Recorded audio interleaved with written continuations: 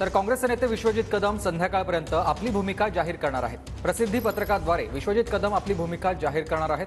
सांगलीची जागा ठाकरे गटाला गेल्यानं कदमांची भूमिका काय असेल याकडे सध्या सगळ्यांचं लक्ष लागलेलं आहे। योगेश बोरसे माझे सहकारी आपल्यासोबत थेट आता जोडले गेलेत। योगेश, विश्वजित कदम आपले संध्याकाळपर्यंत भूमिका जाहीर करणार आहेत।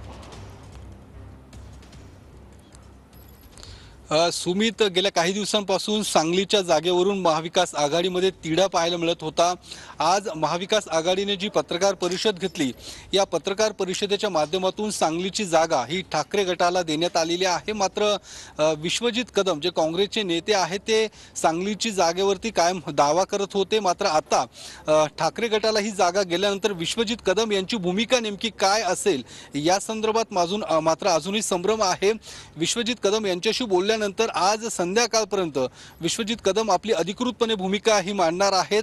एका प्रसिद्धी पत्रकाद्वारे ती आपली भूमिका मांडणार असल्याची माहिती मिळते।